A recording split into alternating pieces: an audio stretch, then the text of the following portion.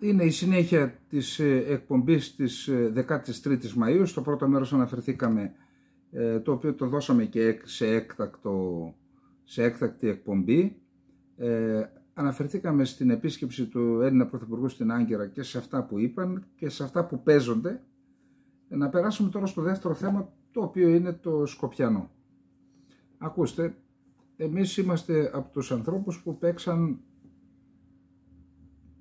ένα ρόλο τέλος πάντων στα συλλαλητήρια και της Αθήνας, της Θεσσαλονίκης, κυρίως όμως της Αθήνας, ειδικά στο πρώτο συλλαλητήριο που είχε 500.000 κόσμο. Αφήστε τι λέγανε οι επαγγελματίες ψεύτες που κυβερνούσαν τότε.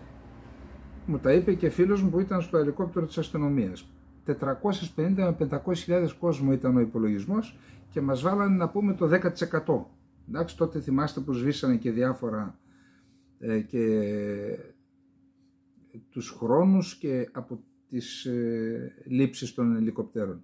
Είχαμε πει λοιπόν τότε ότι από τη στιγμή, αυτό είναι η αλφαβήτα των διαπραγματεύσεων και της διπλωματίας. Όταν υπάρχει η μία πλευρά που είναι η επισπεύδουσα, αυτή κάνει υποχωρήσεις. Εμείς είμαστε στο ΝΑΤΟ, έχουμε το δικαίωμα της αρνησικυρίας, το οποίο είναι βασικός πυλώνας της ύπαρξης αυτού του οργανισμού, και είπαμε ότι για να γίνουν δεκτά τα Σκόπια πρέπει να πάψουν να σφετερίζονται το όνομα και την ιστορία, την ταυτότητα, τη γλώσσα της Μακεδονίας. Δεν έχουν κανένα δικαίωμα, κανένα ιστορικό έρισμα, όλα ήταν αποτέλεσμα του σχεδιασμού του Τίτο, ο οποίος Τίτο ήθελε, οι άνθρωποι Βούλγαροι ως Βούλγαροι συμμετείχαν στο μακεδονικό αγώνα εναντίον της Ελλάδας. Βούλγαροι ήταν, πόσες φορές να το πούμε, δεν είπαν ποτέ ότι είναι Μακεδόνες πριν τον Τίτο, ή μάλλον πριν την Τρίτη Διεθνή, τότε που το παγκόσμιο κομμουνιστικό κίνημα με έδρα τη Μόσχα οραματιζόταν μια ομοσπονδία βαλκανικών κρατών μικρών, τα οποία θα τα ελέγχει. Εκεί έριξαν το σπόρο, αλλά το οικοδόμημα του μακεδονισμού το έκτισε ο Τίτο. Και είπαμε τις ευθύνες όλων των κυβερνήσεων τότε, οι οποίες ήταν χειροπόδαρα δεμένες από τους συμμάχους μετά τον εμφύλιο πόλεμο και δεν τόλμησαν να πειράξουν το χαϊδεμένο παιδί του ΝΑΤΟ τότε ιδρύθηκε το ΝΑΤΟ, τον Τίτο, ο οποίος έπαιζε ήταν ενδιάμεσος χώρος μεταξύ του Συμφώνου της Βαρσοβίας από ένα σημείο και μετά τότε που ιδρύθηκε και του ΝΑΤΟ, χρήσιμος, γι' αυτό του δώσαν και τεχνολογία, η Fiat, αεροπορική τεχνολογία, έκαναν μέχρι και αεροπλάνα, για να είναι αυτάρκης και να μην έχει ανάγκη τη Σοβιετική Ένωση. Τότε λοιπόν η Ελλάδα δεν στράφηκε εναντίον του Τίτο όταν δημιούργησε την Σοσιαλιστική Δημοκρατία της Μακεδονίας τότε, και έτσι άρχισε να χτίζεται ο μακεδονισμός για να φτάσουμε στην ανάγκη να μπει, και ανάγκη και για το ΝΑΤΟ και για την Ουάσιγκτον και για τα Σκόπια, να μπουν τα Σκόπια στο ΝΑΤΟ. Μια χαρά. Ποιο είναι το όνομα θέλεις? Δημοκρατία της Κεντρικής Μακεδονίας, Βαρντάρσκα, όπως ήταν το όνομα της περιφέρειας αυτής στην παλιά Ιουγκοσλαβία. Πες μου, Νοτιοσλαβία, πώς τη λέγανε? Βαρντάρσκα. Πάρτο, μια χαρά, να είμαστε φίλοι. Τι θα πει Μακεδονία? Εν πάση περιπτώσει, η Ελλάδα αντιστάθηκε, επισπεύδουσα ήταν η Ουάσιγκτον, το ΝΑΤΟ, επισπεύδουσα πλευρά, και τα Σκόπια. Πού καταντήσαμε?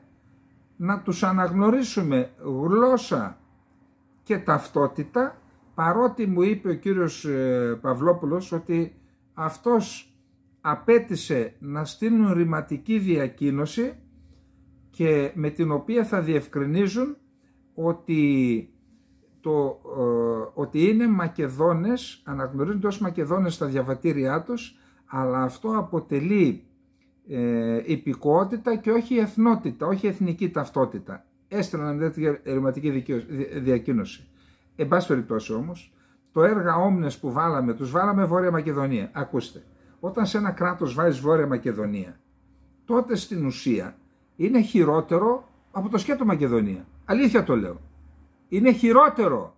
Διότι όταν δίνεις ένα κράτος όνομα Βόρεια Μακεδονία, στην ουσία το κράτος είναι αυτό που θα απορροφήσει την Νότια Μακεδονία και όχι η Νότια Μακεδονία ένα κράτος. Δεν το καταλαβαίνετε. Και τώρα αυτά τα κροκοδίλια δάκρυα που χύνουν, συγγνώμη, όταν τον άλλο τον έχεις δώσει το δικαίωμα να λέγεται Μακεδόνας, να εξάγει τα προϊόντα του ως μακεδονικά, το έργα όμνες ήταν στα όνειρα του Κοζιά και του Τσίπρα, και μετά πια άμα πει ότι είμαι από τη Μακεδονία, τι θα γίνει? Βάλ τον στο Σύνταγμα ότι είναι Βόρειο Μακεδόνας, τότε να πεις ναι, αφού έχεις υπογράψει ότι λέγεσαι Βόρειο Μακεδόνας, είσαι από τη Βόρεια Μακεδονία. Όταν του έδωσες εθνική ταυτότητα ή τέλος πάντων πώς το λένε, υπηκότητα μακεδονική, Μακεδόνας να λέγεται. Οι Αλβανοί τώρα να λέγονται Μακεδόνες, άκου. Οδηγούν τον ελληνικό λαό σε παράκρουση με αυτά που υπέγραψαν. Όταν του δίνεις το δικαίωμα να λέει ότι είναι Μακεδόνας και ότι μιλάει μακεδονικά, από πού να είναι δηλαδή? Από το Λιάλιοβα, όπως να είναι και στο χωριό μου? Αυτά είναι κροκοδίλια δάκρυα και το Μητσοτάκη τώρα προεκλογικά θέλουν να πούν κάτι για να συσπυρώσουν τον ελληνικό λαό, εκείνο το κομμάτι του ελληνικού λαού που είναι ευαίσθητο περί αυτά τα ζητήματα. Όλοι ξέρουμε ότι ιδιαίτερα η οικογένεια Μητσοτάκη άλυγε σαμπάνιες όταν υπογράφηκε η συνθήκη των Πρεσπών. Αυτά αλλού. Αυτά αλλού. Και ήταν και αντίθετοι με τα συλλαλητήρια. Προσχώρησαν στα συλλαλητήρια όταν είδαν τη δυναμική του κόσμου. Και γι' αυτό λέμε ότι είναι ανάπηρο το πολιτικό σύστημα. Δεν δίνουν τη δυνατότητα στους πολίτες να εκφραστούν. Και όταν εκφράζονται οι πολίτες, τότε συμμορφώνονται έστω και υποκριτικά όπως το έκαναν. Προσέξτε τώρα τι γίνεται. Αυτή η νέα πρόεδρος των Σκοπίων είναι και κάτι καθηγήτρια, νομίζω, είναι διεθνών σχέσεων κάτι. Και λέει, στις δημόσιες εμφανίσεις της η Μακεδόνας πρόεδρος, η Μακεδόνισσα δηλαδή, έχει το δικαίωμα να χρησιμοποιεί το όνομα Μακεδονία ως πράξη ατομικού δικαιώματος αυτοδιάθεσης και αυτοπροσδιορισμού, σεβόμενη τα βασικά ανθρώπινα δικαιώματα και ελευθερίες και σύμφωνα με τις ευρωπαϊκές αξίες και αρχές. Αναφέρει σε σχετική ανακοίνωση το γραφείο της Γκορντάνα Σιλιάνοφσκα, η οποία παραμένει αμετακίνητη στις θέσεις της. Στη συνέχεια όμως την ανακοίνωση από το γραφείο της κυρίας Προέδρου αναφέρεται: η πρόεδρος Γκορντάνα Σιλιάνοφσκα Ντάβκοβα θα τηρήσει τη χρήση της επίσημης συνταγματικής ονομασίας.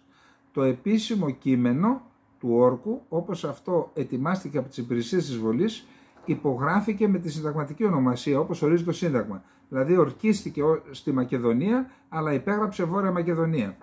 Στις δημόσιες εμφανίσεις της το επαναλαμβάνει: η Μακεδόνας πρόεδρος έχει το δικαίωμα να χρησιμοποιεί το όνομα Μακεδονία ως πράξη ατομικού δικαιώματος αυτοδιάθεσης και αυτοπροσδιορισμού, σεβόμενη τα βασικά ανθρώπινα δικαιώματα και ελευθερίες και σύμφωνα με τις ευρωπαϊκές αξίες και αρχές. Η πρόεδρος Γκορντάνα Σιλιάνοφσκα Ντάβκοβα θα τηρήσει τη χρήση της επίσημης συνταγματικής ονομασίας. Το επίσημο κείμενο του όρκου, όπως αυτό επιδόθηκε από τις υπηρεσίες της Βουλής, υπογράφηκε με τη συνταγματική ονομασία της χώρας, όπως ορίζει το Σύνταγμα. Τώρα λοιπόν τα Σκόπια ανοίγουν δύο μέτωπα. Ένα με την Ελλάδα, που αυτό είναι ψευτομέτωπο, δεν πρόκειται να κάνουν τίποτα οι δικοί μας, απολύτως τίποτα, και οι ανακοινώσεις που ήρθαν από την Ευρώπη, και αυτές είναι να μην πω εκεί, του τάδε, να μην πω τι είναι. Το πιο σημαντικό μέτωπο που έχει να αντιμετωπίσει που έχουν να αντιμετωπίσουν τα Σκόπια είναι με τη Βουλγαρία. Που η Βουλγαρία λέει: αλλάξτε το σύνταγμά σας, πείτε ότι είμαστε συστατικό της δημοκρατίας της Βόρειας Μακεδονίας. Την Βουλγαρία δεν την ενοχλεί το Βόρεια Μακεδονία. Την ενοχλεί που ονομάζουν τη γλώσσα μακεδονική, το γεωγραφικό δεν την ενοχλεί, τη γλώσσα μακεδονική, και να μπουν οι Βούλγαροι ως συστατικό αυτού του κράτους. Και σταδιακά η βουλγαρική ταυτότητα, που είναι και η πραγματική ταυτότητα των ανθρώπων αυτών, τουλάχιστον στη συντριπτική πλειοψηφία τους, η βουλγαρική ταυτότητα προϊόντος του χρόνου θα αναδειχθεί και ο μακεδονισμός θα ιτηθεί. Αυτό είναι και αυτό θέλουν να νικήσουν, το μακεδονισμό που τους το δώσαμε εμείς. Τώρα για όσους λένε Μεγάλη Βουλγαρία και τα λοιπά και Μεγάλη Αλβανία, αφήστε τα αυτά. Ό,τι είναι αληθινό να γίνει. Αν είναι Βούλγαροι να γίνουν Βούλγαροι άνθρωποι, δεν είναι ανάγκη να αλλάξουν τα σύνορα, όπως δεν άλλαξαν τους Αλβανούς. Αλβανοί είναι εκεί οι άλλοι. Τι να κάνουμε δηλαδή. Άμα είναι Βούλγαροι να γίνουν Βούλγαροι. Δεν παίζουμε εμείς τα παιχνίδια του Τίτο. Όσον αφορά δε τις δηλώσεις του αρχηγού της αξιωματικής αντιπολίτευσης, θέλει πολλά σεμινάρια να μάθει εξωτερική πολιτική, λέει να υπογράψουμε αυτά τα πρωτόκολλα. Αν υπογράψουμε, λέει άμεσα, ζητάει από την κυβέρνηση, αν υπογράψουμε άμεσα τα πρωτόκολλα, είναι σαν να επιβραβεύουμε το μακεδονισμό. Την αντίσταση που κάνει δηλαδή η Προεδρίνα. Ξυπνάτε λίγο εκεί πέρα, ξυπνάτε και δεν είναι όλα παιχνίδια, ούτε TikTok, ούτε χαχαχαχουχουχου. Τα εθνικά θέματα θα τα αντιμετωπίζουμε με τη σοβαρότητα που απαιτούν οι καταστάσεις και η ιστορική συγκυρία.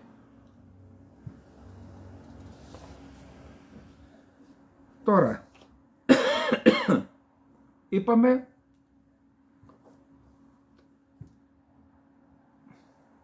ότι αυτή η συμφωνία είναι τρίπια, η συμφωνία των Πρεσπών, για τον απλούστατο λόγο. Το είπαμε και χθες. Δεν υπάρχουν ρήτρες του τι σημαίνει η παραβίαση αυτής της συμφωνίας. Έστω αυτής της συμφωνίας που παραβιάζει τη λογική μας και την ιστορική πραγματικότητα. Τι σημαίνει αν κάποιος δεν τηρήσει αυτή τη συμφωνία. Δεν έπρεπε να υπάρχουν ρήτρες μέσα. Ορίστε τώρα τι θα πει κάνω δηλώσεις. Τι θα γίνει δηλαδή. Θα θέλει η Ευρώπη να βάλει τα Σκόπια και η Ελλάδα να βάλει βέτο. Γιατί δεν το δηλώνει ξεκάθαρα. Και να βάλει βέτο γιατί. Γιατί η πολιτική που ακολουθούμε, στηρίζουμε για τα Σκόπια και για την Αλβανία, αυτή την πολιτική τη βρίσκουμε μπροστά μας. Και με τις δηλώσεις της κυρίας Τάδε και φυσικά με την επίσκεψη του Ράμα. Εδώ. Μάλλον υπάρχει πλήρης άγνοια και τρικυμία εν κρανίο όσοι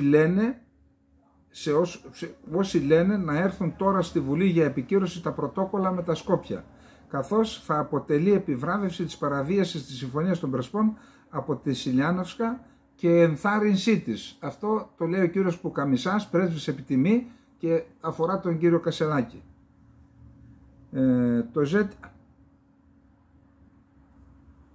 Όχι, ο κύριος Πουκαμισάς λέει κάτι άλλο. Το ζήτημα δεν είναι να φύγει ο Γεραπετρίτης. Εντολές εκτελεί, του Κυριάκου Μητσοτάκη. Αλλά ποιος συμβουλεύει τον Πρωθυπουργό, τι κάνουν εκεί στο ΙΠΕΞ οι Αλεξανδροφύλακες, εννοεί της κυρίας Παπαδοπούλου, τι γράφουν στις εισηγήσεις τους, υπάρχουν άραγε εισηγήσεις, στρώνουν το δρόμο για ήττα χωρίς πόλεμο. Αυτά λοιπόν, και λέει ένας μέγας σαρκασμός, λέει, ελπίζω Πρωθυπουργέ, όταν αύριο η Σιλιάνοφσκα και ο Ερντογάν ζητήσουν ανάλογο χώρο για επίσης ανθελληνικό συλλαλητήριο στην Αθήνα, να φανείς εξίσου δίκαιος.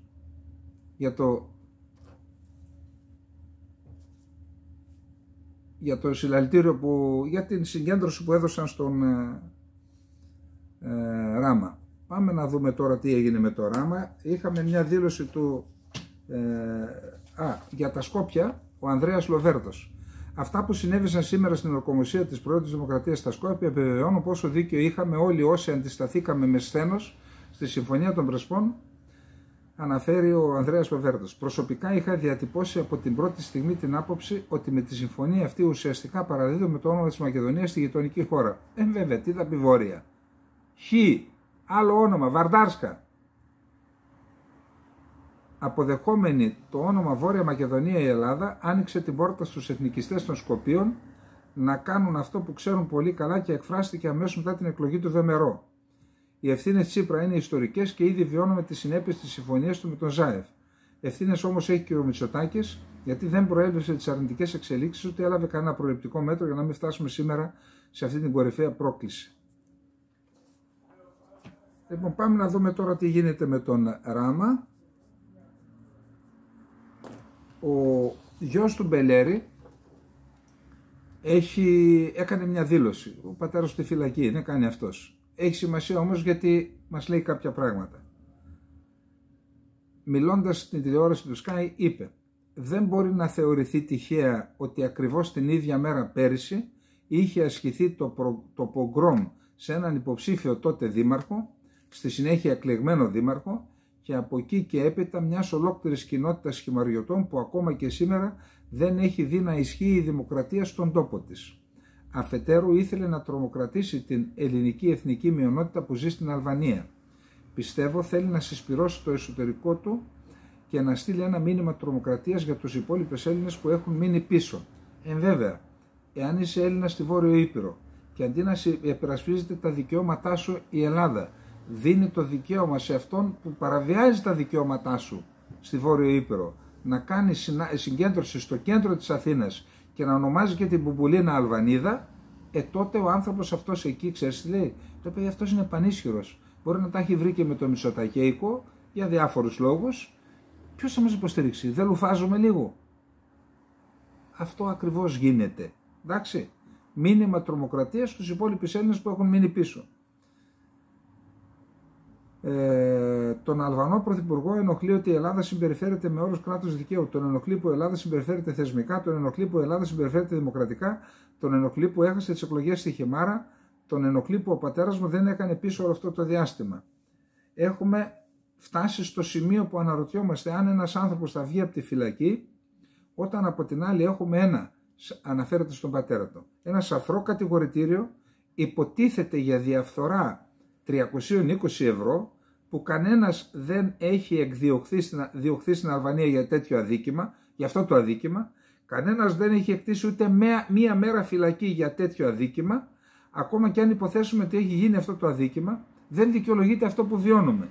Πόσο μάλλον τώρα που ήταν ένα στημένο κατηγορητήριο με έναν μάρτυρα, ο οποίος παραδέχθηκε στο δικαστήριο ότι χρηματίστηκε με 7.500 ευρώ από την αστυνομία και δεν υπάρχει άλλος μάρτυρας να πει ναι παιδιά, μου είχε τάξει και εμένα χρήματα.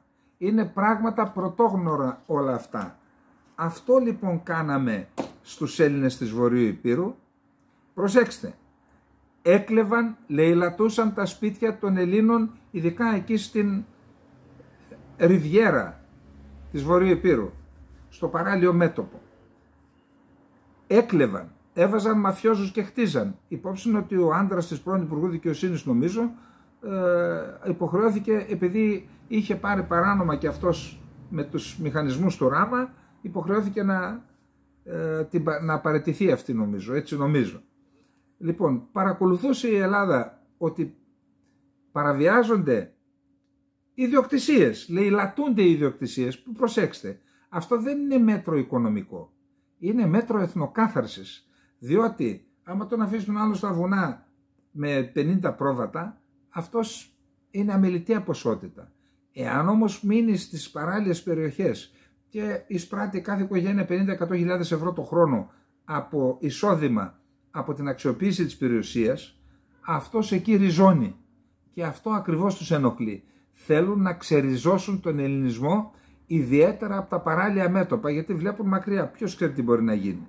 Το παράλιο μέτωπο, διώξτε τους. Γι' αυτό παίρνουν μία τις περιουσίες.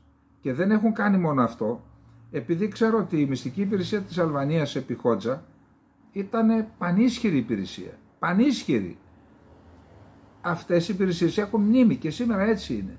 Και μου λένε από τη Βόρειο Ήπειρο, ιδιαίτερα από τη Χιμάρα, έχουν κάνει, λέει, τέτοιους μηχανισμούς, μας έχουν, χωρίς να συμμετέχουν οι Αλβανοί, έχουν στρέψει τους Έλληνες κάνοντας ρυθμίσεις με τα περιουσιακά τέτοιες, ούτως ώστε να στραφεί ο αδερφός εναντίον του αδερφού. Μας έχουν διαλύσει την ενότητα της κοινωνίας μας.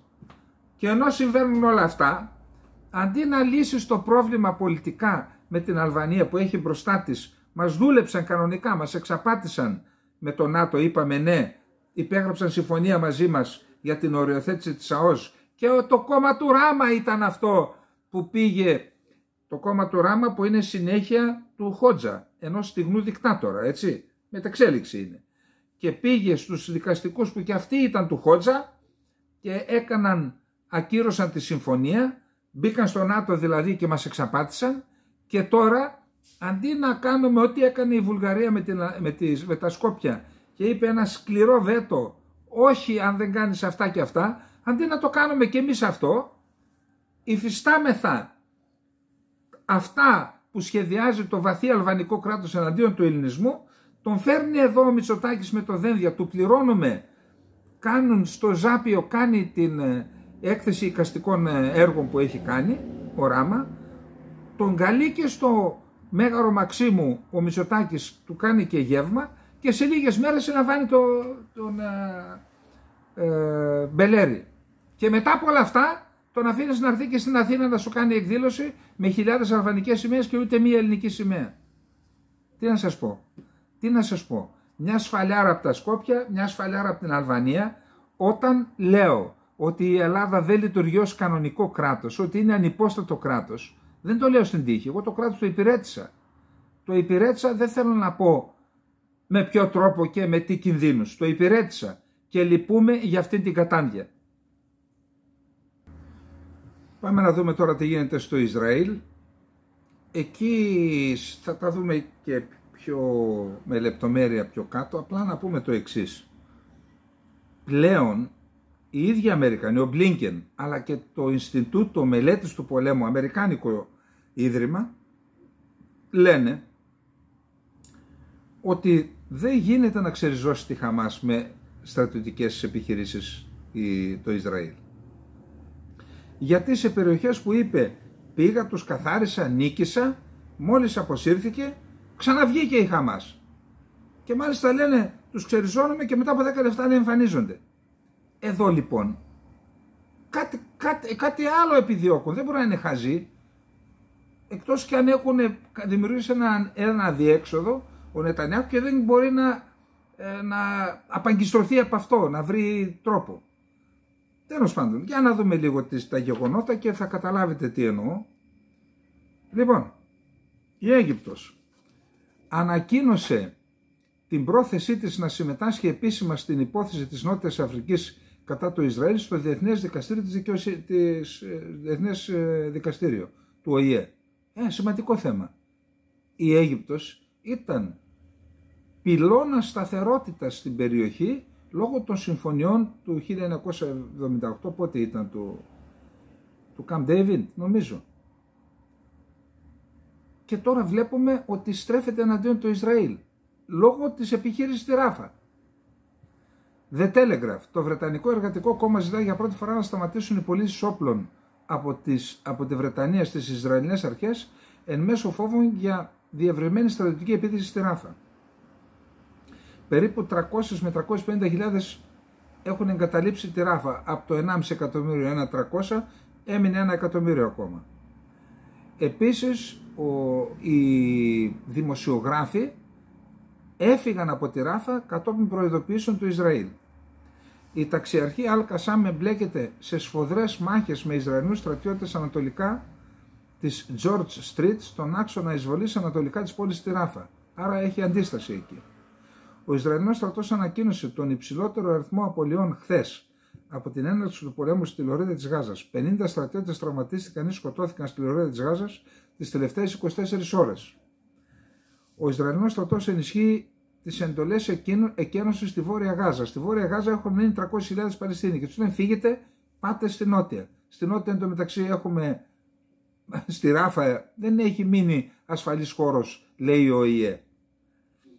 Ο Ισραηλινός στρατός απέτησε από τους Παλαιστίνιους να εγκαταλείψουν τις βόρειες περιοχές της Γάζας, συμπεριλαμβανομένων των καταβλισμών Τζαμπάλια και Μπεϊτ Λαχία, καθώς και από το κέντρο της Ράφα στο νότο. Φύγετε και από τη Ράφα, δηλαδή να πάνε στη Χαν Γιουνίς, την οποία την ισοπαίδωσαν στην προηγούμενη φάση. Εκπρόσωπος του Ισραηλινού στρατού. 2 μη επανδρομένα αεροσκάφη εισήλθαν σήμερα στον Ισραηλινό έδαφος από το Λίβανο και εξεράγησαν στην περιοχή Μπεϊτ Χιλέλ.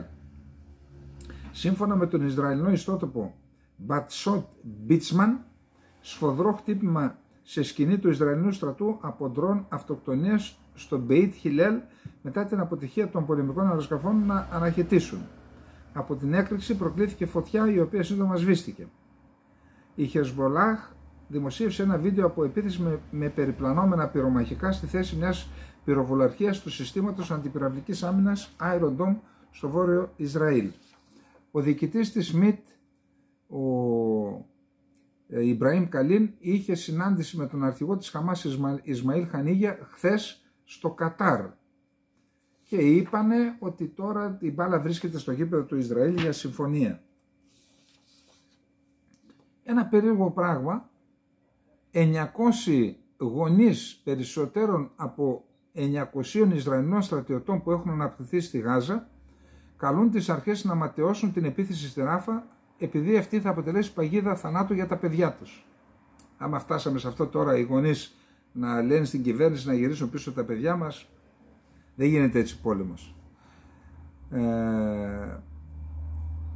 Σε επιστολή που συνυπογράφουν οι γονείς ζητούν από το Τελ Αβίβ να λάβει υπόψη όχι μόνο την αγωνία τους, αλλά και τις ανθρώπινες απώλειες που θα έχει αυτή η στρατιωτική κίνηση. Γράφει η εφημερίδα Guardian. Είναι προφανές σε οποιονδήποτε έχει κοινή λογική ότι μετά από μήνες προειδοποιήσεων και ανακοινώσεων σχετικά με τη χερσαία εισβολή στη Ράφα, υπάρχουν δυνάμεις από την άλλη πλευρά που προετοιμάζονται ενεργά να χτυπήσουν τα στρατεύματά μας. Επιστολή που στείλαν στην κυβέρνηση στις 2 Μαΐου. Η γη μας είναι σωματικά και ψυχικά εξουθενωμένη. Προσθέτει η επιστολή που απευθύνεται στον Γκάλαντ, τον Υπουργό Αμήνας, και στο Χαλέβι, τον αρχηγό του ΓΕΘΑ. Και τώρα σκοπεύετε να του στείλετε σε αυτήν την επικίνδυνη κατάσταση. Αυτό δείχνει το λιγότερο απερισκεψία. Η Ράφα είναι μια παγίδα θανάτου. Υποστηρίζει η Ανάτ, μητέρα Ισραηλινού στρατιώτη των ειδικών δυνάμεων που αναπτύχθηκε στη Γάζα και προσθέτει. Η Χαμάς είχε πολύ χρόνο για να προετοιμάσει τη δολοφονία των στρατιωτών μας. Είμαστε πολύ φοβισμένοι και ανήσυχοι. Τώρα, αυτό που είπαν οι Αμερικανοί, προσέξτε. Μπορεί ο Ισραηλινός στρατός να είναι αποφασισμένος να ισοπεδώσει τη Ράφα για να κλείσει υποτίθεται την υπόθεση λωρίδα της Γάζας, αλλά τα δεδομένα δείχνουν ότι πλανάται πλάνιν ικτράν. Ο Ισραηλινός στρατός δεν ήταν καθόλου πρόθυμος να παραμείνει στις περιοχές που ισοπαίδωσε και υποτίθεται καθάρισε από τη Χαμάς, εν μέρη λόγω του φόβου επανόδου των ανταρτών. Γι' αυτό εκένωσαν τις περιοχές που είχαν καταλάβει. Και αυτό και μόλις πριν από λίγες εβδομάδες τα Ισραηλινά στρατεύματα μειώθηκαν δραστικά στις περιοχές που είχαν καταλάβει. Αποσύρθηκαν δηλαδή. Σύμφωνα όμως με το Ινστιτούτο για τη Μελέτη του Πολέμου, αμερικανικό ίδρυμα, οι Ισραηλοί αναγκάστηκαν να επιχειρήσουν για τρίτη φορά στη γειτονιά Ζεϊτούν στη Βόρεια Γάζα. Οι Ισραηλοί αναγκάζονται να επιστρέφουν σε μέρη που υποτίθεται ότι νίκησαν. Το Ισραήλ το βράδυ του Σαββάτου 11 Μαΐου εξαπέλυσε αεροπορικές επιδρομές εναντίον 30 στρώχων στην Τζαμπάλια, βόρεια της πόλης της Γάζας, προτού ξεκινήσουν χερσαίες επιδρομές στην πόλη, καθώς και στα κοντινά Μπέιτ Χανούν και Μπέιτ Λαχία, δήλωσε ο Ισραηλινός στρατός και είπε ότι σκότωσε 30 μαχητές της Χαμάς. Σύμφωνα λοιπόν με το Ινστιτούτο, οι επιθέσεις της Χαμάς εναντίον των Ισραηλινών σε αυτές τις περιοχές υποδηλώνουν ότι οι μαχητές ήταν σε θέση να διατηρήσουν ή να ανασυγκροτήσουν τις δυνάμεις τους. Φεύγεις και 2 λεπτά αργότερα η Χαμάς επιστρέφει, είπε στην Wall Street Journal ο Μάικ Μιλστάιν, πρώην επικεφαλής Παλαιστινιακών υποθέσεων της Ισραηλινής Στρατιωτικής Υπηρεσίας Πληροφοριών. Είναι αδύνατο να οικοδομήσουμε μια εναλλακτική λύση και να δημιουργήσουμε μια νέα κατάσταση στη Γάζα και ταυτόχρονα να βγούμε από οποιαδήποτε περιοχή καταλάβαμε. Την ίδια στιγμή ο Νετανιάχου δεν έχει ακόμα σχεδιάσει ένα όραμα για τη μεταπολεμική διακυβέρνηση της Γάζας, λέγοντας ότι η κυβέρνησή του δεν βλέπει χώρο για την Παλαιστινιακή Αρχή. Λέει ο Νετανιάχου, εμείς δεν μπορούμε να μείνουμε γιατί θέλει απίστευτες δυνάμεις και ποσά ως δύναμη κατοχής, θα έχει και πολιτικές συνέπειες. Δεν θέλω να πάει η Παλαιστινιακή Αρχή γιατί αυτό θα φτάσει πιο κοντά στη δημιουργία Παλαιστινιακού κράτους, να έρθουν αραβικές χώρες να διοικήσουν τη Γάζα. Και οι αραβικές χώρες βάζουν φυσικά τους όρους τους, όπως καταλαβαίνετε, έτσι. Τώρα, η Χαμάς επισήμανε τους αγώνες του Ισραήλ σε δήλωσή της την Κυριακή. Λέει, Χαμάς, η κατοχή δεν έχει και δεν θα πετύχει κανένα από τους στόχους της επίθεσης και η αντίσταση δεν έχει και δεν πρόκειται να υποχωρήσει από το καθήκον της να αντιμετωπίσει τον κατακτητή. Δήλωσε ο εκπρόσωπος της Χαμάς, Σαλαμά Μαρούφ. Ανθρωπιστική κρίση, γνωστό. Έχουμε 76 χρόνια από την ίδρυση του κράτους του Ισραήλ, η οποία όμως οι εορταστικές εκδηλώσεις είναι σήμερα, αύριο και μεθαύριο, οι οποίες όμως οι εορταστικές εκδηλώσεις θα διεξαχθούν στη σκιά του πολέμου, ο οποίος είπαμε έχει τα χαρακτηριστικά που προανέφερα. Ο Μπλίνκεν: η επίθεση στη Ράφα θα προκαλούσε χάος, αναρχία και τεράστιες ζημιές για τον άμαχο πληθυσμό, χωρίς να επιλύσει το πρόβλημα της Χαμάς, δήλωσε χθες ο Υπουργός Εξωτερικών των ΗΠΑ, Άντονι Μπλίνκεν. Θα εξακολουθήσουν να υπάρχουν δεκάδες χιλιάδες ένοπλα μέλη της Χαμάς, προσέξτε, δεκάδες χιλιάδες ένοπλα μέλη της Χαμάς, και αφού ολοκληρωθεί η επιχείρηση στη Ράφα. Και μετά από αυτό θα έχουμε δεκάδες χιλιάδες. Ενώ οι ταξιαρχές έχουν επιστρέψει σε ζώνες που το Ισραήλ απελευθέρωσε στο βορρά, ακόμα και στη Χαν Γιουνίς, στην τελευταία επίθεση δηλαδή που έκανε. Τόνισε ο επικεφαλής της Αμερικανικής διπλωματίας κατά τη διάρκεια συνέντευξης που έδωσε στο NBC. Όλα μηνύματα είναι αυτά. Τώρα, ο Λαζαρινί τι λέει, ο πρόεδρος της UNRWA. Οι Ισραηλινές αρχές συνεχίζουν να εκδίδουν διαταγές εξαναγκαστικού εκτοπισμού, αναγκάζοντας τους κατοίκους της Ράφας να διαφύγουν προς οποιαδήποτε κατεύθυνση. Το να γίνεται λόγος για ασφαλείς ζώνες είναι ψευδές και παραπλανητικό. Δεν υπάρχει ασφαλής τοποθεσία στη Γάζα. Είπαμε ότι γίνονται ενέργειες για να γιορτάσει το Ισραήλ τα 76 χρόνια. Απόψε δεν έχουμε ούτε ειρήνη ούτε ηρεμία στις καρδιές, είπε ο Ισραηλινός πρόεδρος Ισαάκ Χέρτζοκ κατά τη διάρκεια τελετής στο τείχος των δακρύων στην Ιερουσαλήμ. Στο πλευρό του, ο αρχηγός των Ισραηλινών ενόπλων δυνάμεων Χερτσί Χαλέβι δήλωσε ότι αναλαμβάνει προσωπικά την ευθύνη για την αποτυχία της αποστολής μας, την προστασία των πολιτών του κράτους του Ισραήλ την 7η Οκτωβρίου.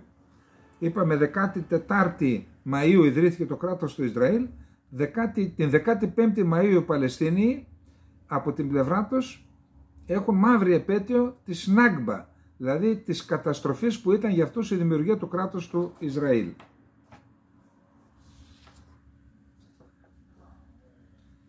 Ο Μπλίνκεν είπε επίσης στο NBC «Μιλήσαμε με τους Ισραηλινούς για να βρούμε ένα πολύ καλύτερο τρόπο και να πετύχουμε ένα βιώσιμο αποτέλεσμα. Ερωτηθείς αν οι ΗΠΑ πιστεύουν ότι περισσότεροι άμαχοι έχουν σκοτωθεί στη Γάζα από ό,τι μέλη της Χαμάς, ο Αμερικανός Υπουργός Εξωτερικών απάντησε ναι, περισσότεροι είναι οι άμαχοι. Σύμφωνα με τον τελευταίο απολογισμό των αρχών της Γάζας, τουλάχιστον 35.034 Παλαιστίνοι έχουν σκοτωθεί, 78.755 έχουν τραυματιστεί από την έναρξη της επιχείρησης. Χθες ο Μπάιντον είπε απελευθερώστε τους εχμαλώτους απευθυνόμενους στη Χαμάς και θα έχουμε και χειρία. Και η Χαμάς είπε καταδικάζουμε τη θέση του Αμερικανού Προέδρου, τη θεωρούμε μία οπισθοδρόμηση σε σχέση με τα αποτελέσματα του τελευταίου γύρου των διαπραγματεύσεων. Παράλληλα, υπογράμμισε ότι ο Ισραηλινός Πρωθυπουργός Νετανιάχου εκβίασε τον εκτροχιασμό των συνομιλιών, εξαπολύοντας την επίθεση στη Ράφα. Έχουμε σοβαρές εξελίξεις με την Τεχεράνη, πρόθυμη να διεξάγει απευθείας συνομιλίες με τη ΣΥΠΑ, αλλάζοντας γραμμή στην πολιτική της έναντι της χώρας που θεωρεί τον κυριότερο εχθρό της ΣΥΠΑ, είναι η Τεχεράνη σύμφωνα με το σύμβουλο του Ιρανού ανώτατου ηγέτη Αλί Χαμενεή. Τι δήλωσε? Οι Αμερικανοί χαρακτηρίζουν τη διπλωματία την καλύτερη επιλογή.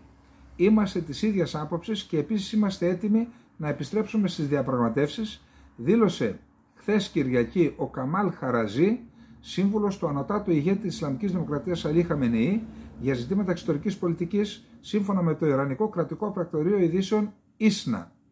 Σύμφωνα με το Χαραζή, το Ιράν θα μπορούσε να ξαναρχίσει διαπραγματεύσεις για το πρόγραμμα πυρηνικής ενέργειας της χώρας, η διεθνή συμφωνία για το οποίο υπονομεύτηκε από τον Τραμπ. Θα μπορούσαμε επίσης να συζητήσουμε το ενδεχόμενο η Μέση Ανατολή να μετατραπεί σε περιφέρεια απαλλαγμένη από τα πυρηνικά. Προσέξτε. Αυτός διατέλεσε και Υπουργός Εξωτερικών 1997-2005, ο Χαράτζη. Τι θέλει να πει? Το Ισραήλ να διώξει τα πυρηνικά του. Είναι μια μεγάλη αλλαγή πάντως και που λέει απευθείας συνομιλίες με τους Αμερικανούς, ο Χαράτζη, και αυτό που λέει για τα πυρηνικά, γιατί παρακάτω την Πέμπτη τι είπε ο Χαράτζη πάλι? απείλησε τόσο τη ΗΠΑ όσο και το Ισραήλ ότι η Ισλαμική Δημοκρατία θα μπορούσε να αναθεωρήσει το δόγμα της όσον αφορά τα πυρηνικά όπλα. Παρότι χθες το επανέλαβε, συμπλήρωσε ότι το Ιράν συνεχίζει να μην θέλει ούτε να αποκτήσει ούτε να χρησιμοποιήσει ποτέ πυρηνικά όπλα. Χθες είχαμε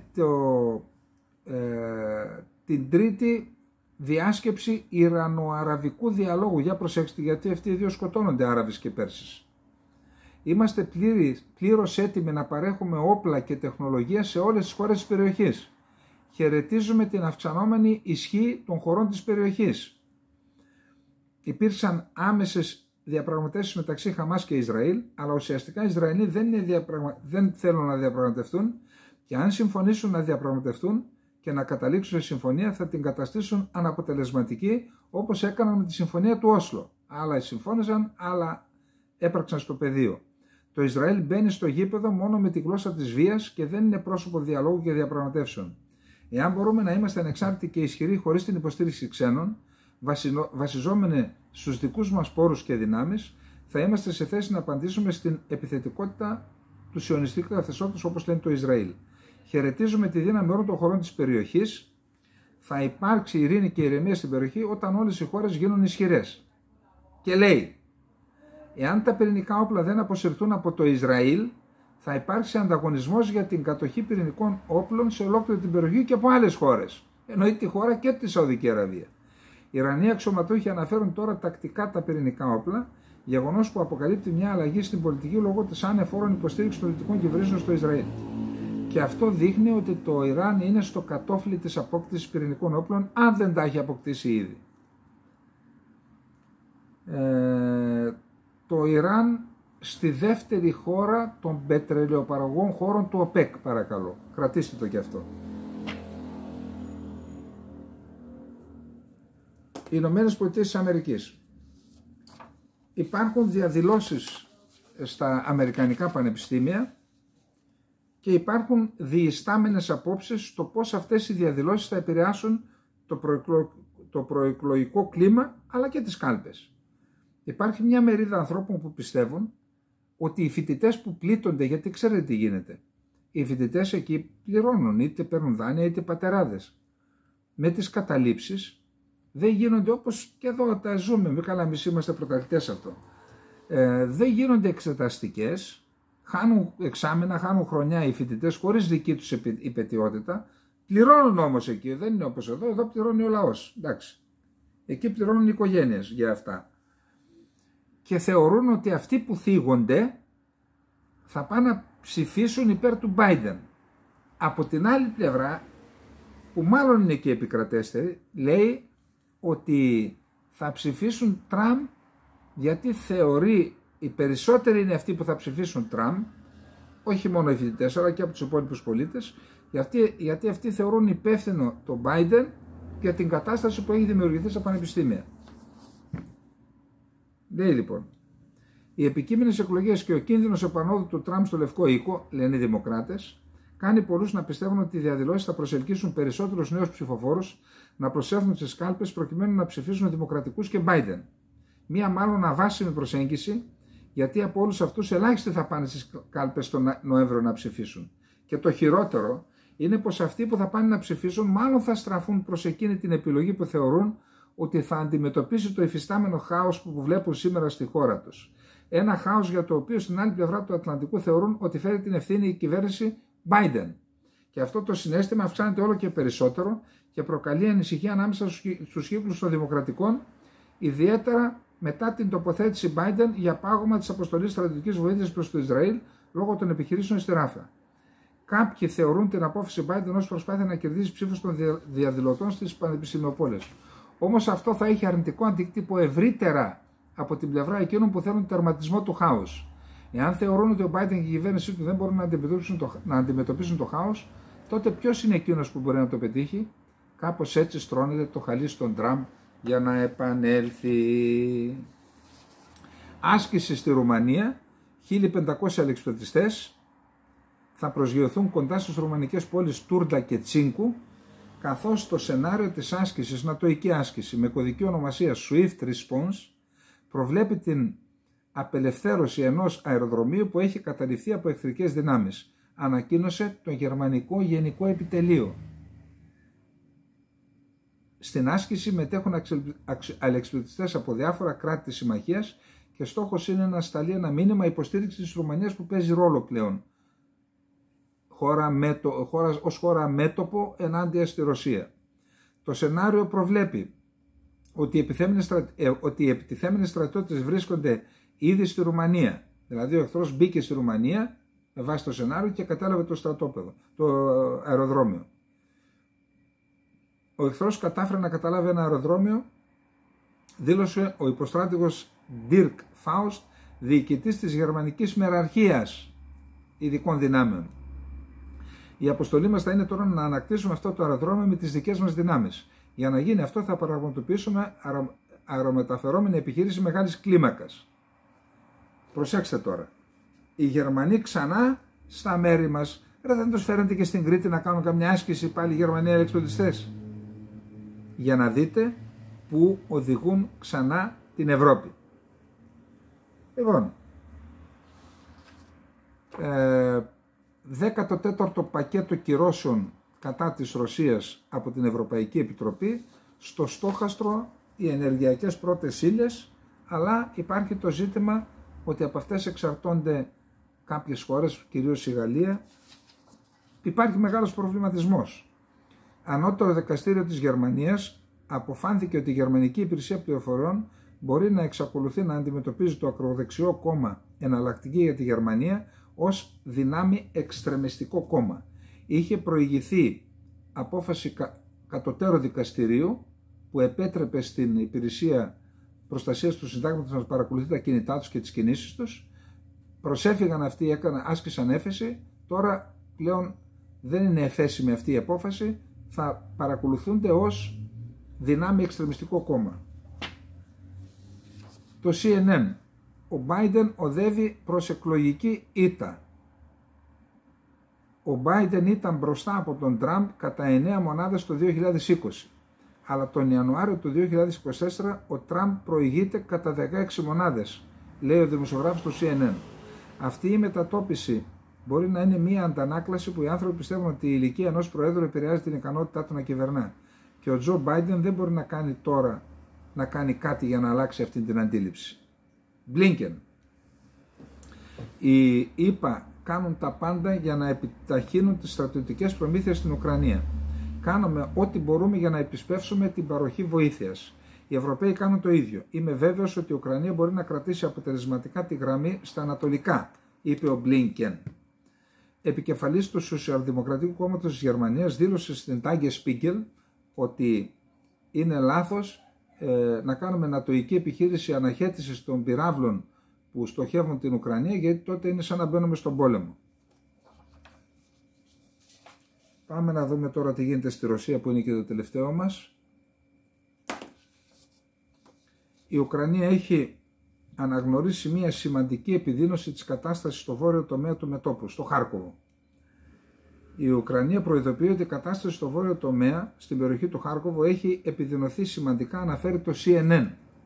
Η ανακοίνωση έρχεται μετά την δήλωση της Ρωσίας ότι κατέλαβε 4 ακόμη πόλεις ως μέρος της ευνηδιαστικής διασυνοριακής επίθεσης.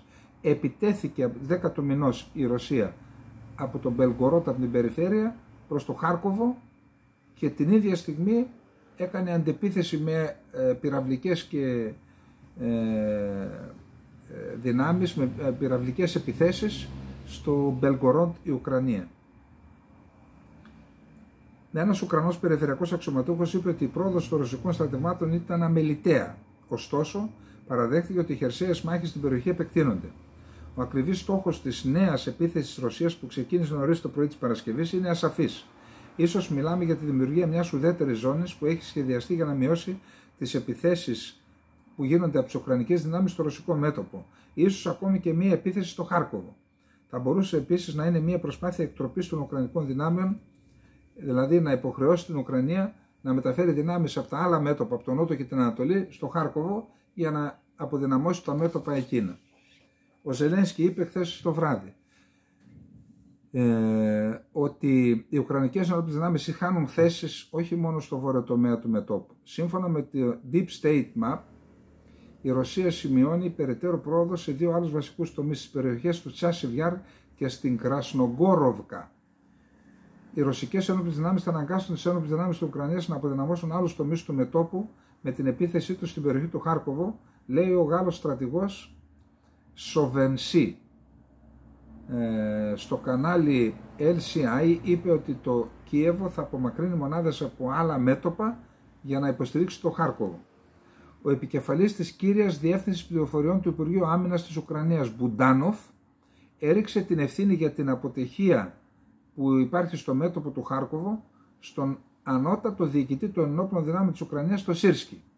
Τώρα, άμα δημοσιοποιούμε αντιθέσεις, ο διοικητής των στρατιωτικών πληροφοριών εναντίον του αρχηγού ΓΕΘΑ, καταλαβαίνετε τι γίνεται, τι σημάδια είναι αυτά. Άλλος, ο πρώην αναπληρωτής γραμματέας του Συμβουλίου Ασφάλειας της Ουκρανίας, ο Σεργέη Κρύβονος, λέει: «Τι κάνατε, αγαπητοί κύριοι οι διοικητές, τους προηγούμενους μήνες, όταν περιμένατε να επιτεθεί ο εχθρός, όταν ήσασταν υπεύθυνοι για την προετοιμασία των μονάδων σας και την προετοιμασία των οχυρώσεων σε αυτό το έδαφος?» Αναφερόμενος στην αποτυχία του Ουκρανικού στρατού να σταματήσει τις επιθετικές ενέργειες των Ρώσων στο Χάρκοβο. Η Ρωσία έλαβε 6.700 εμπορευματοκιβώτια με οβίδες από τη Βόρεια Κορέα, ανέφερε το ειδησιογραφικό πρακτορείο Yonhap, επικαλούμενο τον Υπουργό Άμυνας της Νότιας Κορέας, Σιν Γουον Σικ. Οι νέοι διορισμοί στη ρωσική κυβέρνηση δείχνουν ότι η Μόσχα θα προσπαθήσει να κλιμακώσει την πολεμική της προσπάθεια και ότι επιδιώκει να ανασυγκροτήσει την εθνική της οικονομία για να καλύψει τις αμυντικές της ανάγκες, δήλωσε σήμερα ο σύμβουλος του Ουκρανού Προέδρου Μιχαήλο Ποντόλιακ. 2 και πλέον χρόνια μετά την εισβολή της Ρωσίας στην Ουκρανία, ο Ρώσος Πρόεδρος Πούτιν διόρισε έναν μη στρατιωτικό, τον οικονομολόγο Αντρέι Μπελαούσοφ, ως νέο Υπουργό Άμυνας, εκπλήσοντας με την επιλογή αυτή. Η Ρωσία απομονώνεται και θα προσπαθήσει να κλιμακώσει τον πόλεμο και να επεκτείνει τις μορφές του, ενώ θα αναδιαρθρώνει την οικονομία της, δήλωσε ο Ποντόλιακ στο Telegram. Το Ιράν και η Ινδία υπέγραψαν δεκαετή συμφωνία για το λιμάνι Τσαμπαχάρ, είναι στο Ιράν, απέναντι από τη Μομπάι, βόρεια και δυτικά. Η Ινδία θα επενδύσει $εκατομμύρια στο λιμάνι και το Ιράν θα συνδέσει την Κεντρική Ασία και τη Ρωσία με τον Ινδικό ωκεανό σιδηροδρομικός, που θα αποφέρει 20 έως 30 δισεκατομμύρια δολάρια για το Ιράν όταν είναι πλήρως λειτουργικό. Γίνεται ένας άξονας. Ινδία δεν είναι μόνο αυτός που θα πάει στην Αραβική Χερσόνησο, Ισραήλ, Ελλάδα και Ευρώπη, γίνεται και ένας άλλος που μειώνει πολύ την απόσταση. Είναι Ινδία, Ιράν, Κάφκασος, Ρωσία, Μόσχα, Ευρώπη.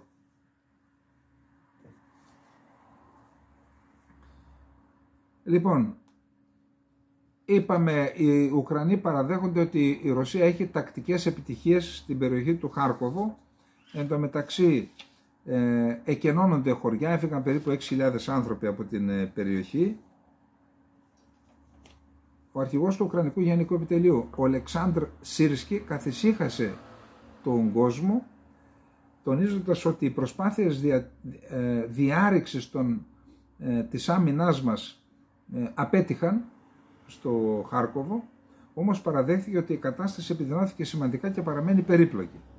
Οι Ουκρανικές δυνάμεις κάνουν ό,τι μπορούν για να κρατήσουν τις γραμμές της άμυνάς τους και να καταφέρουν απώλειες στον εχθρό, είπε ο Σίρσκι. Παρόλες τις εξελίξεις στην περιφέρεια, η πόλη του Χάρκοβο είναι ήρεμη, δεν βλέπουμε κόσμο να φεύγει, τόνισε ο δήμαρχός της Ιγκόρ Τερέχοφ. Και την ίδια στιγμή έχουμε μπαράζ ουκρανικών επιθέσεων στο έδαφος της Ρωσίας για αντιπερισπασμό. Τώρα, δεν υπήρξε αμυντική αντίσταση από την πλευρά της Ουκρανίας. Δεν υπήρχε πρώτη γραμμή άμυνας, το είδαμε. Οι Ρώσοι μόλις μπήκαν μέσα, δεν βρήκαν ναρκοθετημένα πεδία, δήλωσε στο BBC ο Ντένις Γιαροσλάβσκι, εκφράζοντας το φόβο του ότι σύντομα το Χάρκοβο θα πέσει στα χέρια της Ρωσίας. Διοικητής μιας Ουκρανικής ειδικής μονάδας αναγνώρισης, ο Γιαροσλάβσκι συμμετείχε στην αντεπίθεση της Ουκρανίας στο Χάρκοβο το φθινόπωρο του 2022, όταν αποθήθηκε η ρωσική εισβολή μέχρι τα σύνορα. Τώρα και αυτός κάνει δηλώσεις στο BBC. τρέχα-γύρευε. Την άνευ αντίστασης κατάκτηση ουκρανικών εδαφών έχουν καταγράψει ντρόν. Οι εικόνες δείχνουν τα ρωσικά στρατεύματα απλώς να περπατούν δίχως καμία αντίσταση.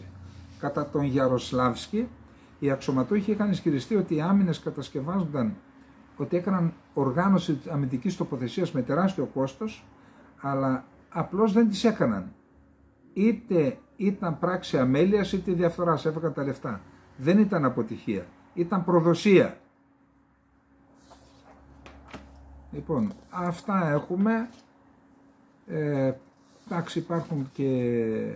Είπαμε ότι ο Πούτιν άλλαξε τον Υπουργό Άμυνας, τον Σεργέη Σοϊγκού, τον έβαλε γραμματέα στο Συμβούλιο Εθνικής Ασφάλειας της Ρωσίας, πανίσχυρη θέση, αλλά θέλει να παρουσιαστεί ότι είναι αναβάθμιση, αλλά κατά την άποψή μου δεν είναι. Το περίεργο είναι ότι έφαγε τον Πατρούσεφ από εκεί, που ο Πατρούσεφ ήταν ο δεύτερος ισχυρότερος άντρας μετά τον Πούτιν και λένε εκεί οι φήμες ότι ο γιος Πατρούσεφ θα διαδεχθεί τον Πούτιν μετά από 7 χρόνια αν αποχωρήσει από την εξουσία. Τώρα που πήγε ο Πατρούσεφ δεν ξέρουμε ακόμα. Λοιπόν, αυτά είχαμε να πούμε για απόψε. Δεν είπαμε τίποτα ούτε για το κανάλι ούτε για το συμμετέχω. Ξεκινάμε από το συμμετέχω. Πάμε δυνατά. Μίλησα πριν από λίγο με τον κύριο Αϊφαντή. Έρχονται μηνύματα. Κάποιος με πήρε από το Άχεν, από τα Γιάννησά, από το Χαλκιδική. Με πήρε ο φίλος μου ο Τάσος από τον Λάκωμα και λέει είναι εδώ ένας που λέει, τέλος πάντων, εκτιμώ ότι αυτή τη εβδομάδα θα έχουμε ψηφοδέλτια, μπορείτε να τηλεφωνείτε είτε να στέλνετε μήνυμα στο συμμετέχω είτε και σε εμάς εδώ στο βιβλιοπωλείο 210 33 16 036 Φιλελλήνων 14 Πλατεία Συντάγματος, να μπορείτε να έρχεστε να προμηθεύεστε από εδώ εκλογικό υλικό. Όσον αφορά το κανάλι μας, μου αρέσει, σχόλια κάνουμε, ό,τι μπορώ να ορίστε. Ο φίλος μας από τη Βλασσόβη μας έφερε μια πολύτιμη πληροφορία. Όπως είδατε, η Δανία έκλεισε ολόκληρη η Βαλτική θάλασσα. Δεν διαμαρτυρήθηκε κανένας. Δεν φοβάται η Τουρκία ότι με τα 12 μίλια θα κλείσουμε το Αιγαίο. Αυτά είναι παραμύθια. Η Τουρκία δεν θέλει η Ελλάδα να επεκτείνει την επικράτειά της στα 12 μίλια, γιατί θέλει να πάρει το μισό Αιγαίο. Άλλο να πάρεις το Αιγαίο χωρίς την επέκταση των χωρικών υδάτων και άλλο με την επέκταση. Τώρα είναι πιο εύκολο για την Τουρκία, άσε που η στάση της Ελλάδας δίνει το μήνυμα στην Τουρκία ότι η Ελλάδα φοβάται, άρα θα πετύχουμε κι άλλα. Πάρε τα 12 μίλια και μετά θα πάμε και σε άλλα, και αυτό γίνεται με τις διαπραγματεύσεις του ερήτημου κυρίου Μητσοτάκη. Λοιπόν, καλή νύχτα, να είστε όλοι και όλοι καλά.